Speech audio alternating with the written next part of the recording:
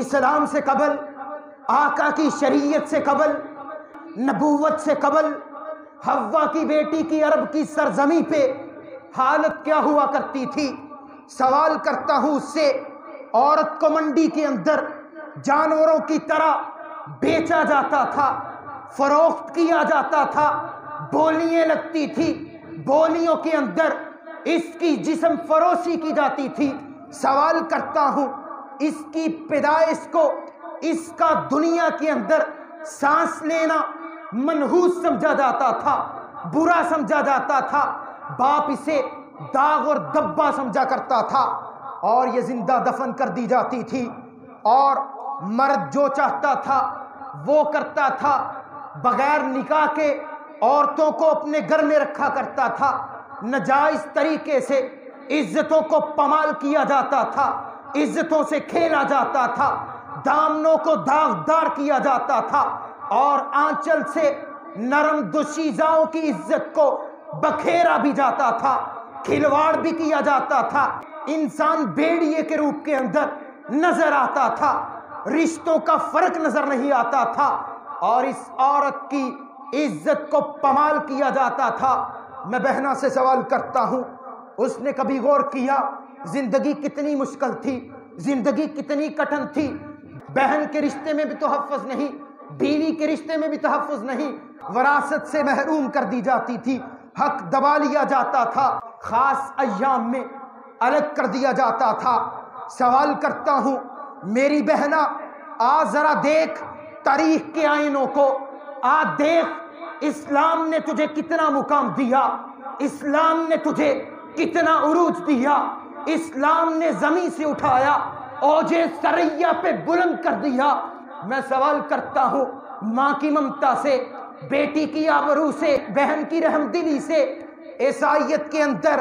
عورت کو ابدی لعنت کا مستحق سمجھا جاتا تھا، ہندو مت کے اندر عورت کو نحوست سمجھا جاتا تھا، یہودیت کے اندر حوا کی بیٹی کو محکوم سمجھا جاتا تھا، مجبور سمجھا جاتا تھا، مظلوم سمجھا جاتا تھا، ظلم کیے جاتے تھے۔ یونانی تہذیب کے اندر عورت کو شیطان سے بدتر سمجھا جاتا تھا، رومی تہذیب کے اندر عورت کو مجلس کے اندر بولنے کی جرت نہیں ہوتی تھی، اسے پسپائی کے اندر دھکیل دیا جا چکا تھا۔ اور پھر دیکھیں اسلام نے عورت کو مقام کیا دیا، کھوئی ہوئی عظمت کو یقیناً واپس لوٹا دیا، گھر کی ملکہ بنا دیا، خاوند کے ساتھ ایک تعلق کے ساتھ باندھ کر کے چھت بھی دی، گھر بھی دیا، امن بھی دیا، سکون بھی دیا، مال بھی دیا، تحفظ بھی دیا، اور پھر خاوند کی صورت کے اندر محبت کرنے والا قبر کی دہلیز تک اسے جیون ساتھی بھی دیا، بیٹی کو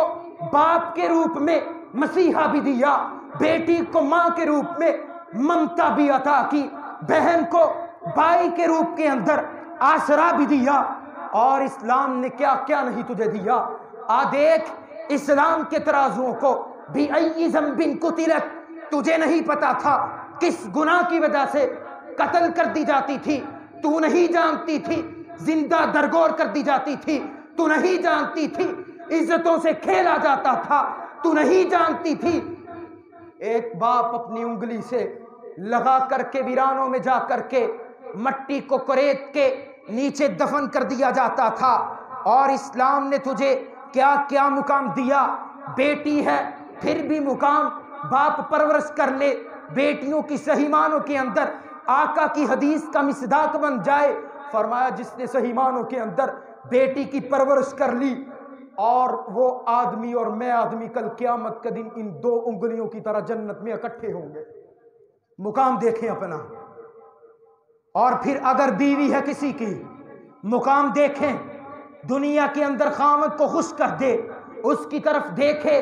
اس کی تھکن دور کر دے، غیر محرموں کی طرف نہیں دیکھے گی، اور میاں گھر میں آئے گا بن سنور کے اس کے لیے تیار ہوگی، اس کو خوش کرے گی۔ اور فرمایا جس نے دنیا کے اندر خاوند کو خوش کر دیا، کل قیامت کے دن رب سے خوش کر دے گا۔ کل قیامت کا دن ہوگا، اور جو اس کے خاوند کو حوروں سے نوازا جائے گا، ان حوروں کی جنت میں اسے سردار بنا دیا جائے گا۔ اور تو بہن تھی، بائی نے صحیح معنوں کے اندر تیرا خیال رکھا، جنت کا وارث بنا دیا گیا، اور تم ماں کی صورت میں تھی، تیرے قدموں کے نیچے دین نے جنت کو رکھ دیا، تو غیروں میں گئی جنت چھین لی گئی، غیروں میں گئی بیٹی کی عزت سے بابا کا سایہ شفقت چھین لیا گیا،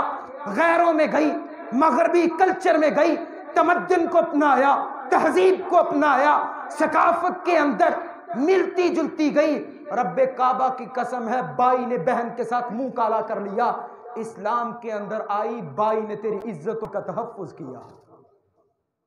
تو کیا جانتی اسلام کے ترازوؤں کو؟ تو کیا جانتی اسلام کے مقام کو جو اسلام نے تجھے مقام سے نوازا؟ اور پھر خامد کو حکم ہوا بیوی کے ساتھ حسن سلوک سے پیش آئے، اور دوسری حدیث فرمایا جو گھر والوں کے لیے سب سے بہتر ہے، جو بیوی کو محبت دیتا ہے، بیٹی کو شفقت دیتا ہے، بہنا کا احترام کرتا ہے، والدین کی خدمت کرتا ہے، فرمایا وہ کل قیامت کے دن جنت کی بلندیوں پہ ہوگا۔ کیا مقام دیا اسلام نے تجھے؟ اسلام کے زینوں کو دیکھ،